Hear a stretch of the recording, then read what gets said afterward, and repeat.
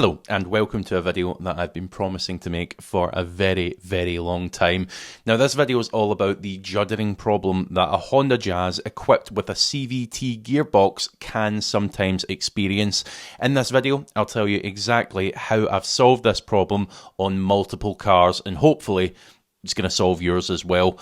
Now, for those of you who have watched this channel in the past, you'll notice whenever I make these lists of reliable, good cars to buy, the Honda Jazz is often on them. None of that is changing. I still think it's a fantastic little car, super reliable.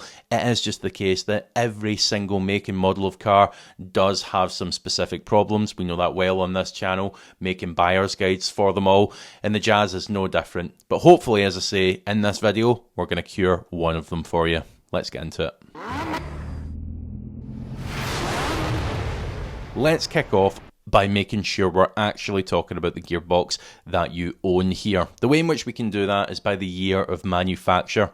So if we use the years of 2009 to 2011 as a datum point, these were the years that Honda were fitting the slightly controversial I-shift gearbox. This was the automated manual gearbox, the one where you got the little pause between gear changes, and that's because it was a manual really. It's just that the car was doing the changes for you rather than you using your foot and moving the gear stick around. Now, it was quite robust. It was the gearboxes on either side of these years of production that could suffer from this judder that we're talking about. If we go to pre-2009, these were the main culprits that would judder as you go to take off from a standstill. Now, the reason that that happens is these use a starter clutch, and it's the starter clutch that's causing the judder.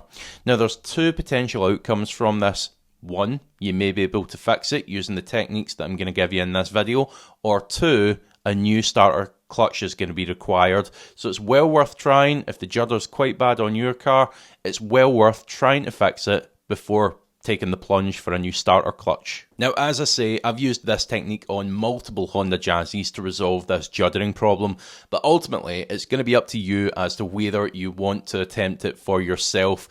It isn't gospel, it's just advice that I've found has worked well in the past. Basically, don't come looking for me if something goes a bit wrong when you're trying to do this. So here's the technique. Step number one is to do a refresh of that CVT gearbox fluid. Regardless of what happens from here, putting new fluid in is not going to harm anything. So pull that old fluid out, fill it up with fresh stuff, and see where we are. You're going to need a hose pipe and a funnel for refilling it, and a top tip on this, make sure you undo the filler plug before undoing the sump plug. That way, if the filler plug is seized, you're not going to find yourself stranded with no oil in there. Step number two, let it run. Let it run for a couple of days like this. Getting the fresh fluid circulating around the gearbox is never going to be a bad thing, and it might even resolve the problem. I have seen it resolve the issue with just a simple fluid flush in the past.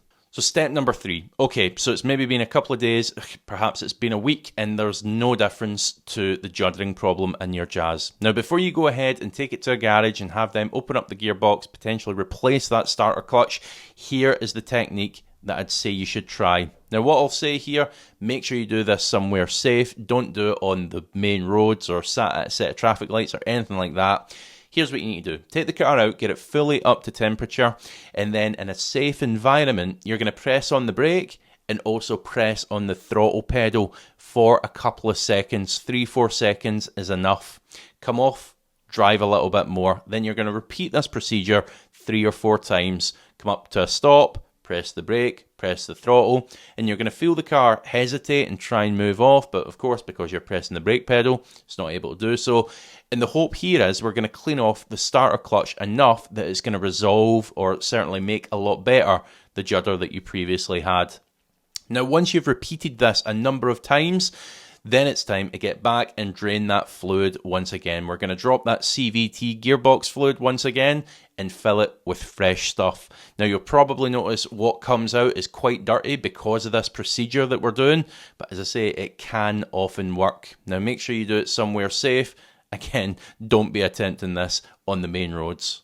Now, once you've got that fresh fluid in, time to take it a drive and see if it's resolved the problem. Fingers crossed it has for you. As I say, I've seen it resolve many Jazz juddering problems. If it hasn't, next up you're going to be looking at getting that starter clutch replaced, most likely, and you're going to be off to a gearbox specialist to do that. However, try this first. I hope this helps. Good luck to you, and if you have enjoyed this video, do hit the subscribe button. If you found value in it, hit the like button. And also, if you've got a leaky boot in your Jazz, click in the top right hand corner now, because I'll show you how to fix that next. Cheers for now.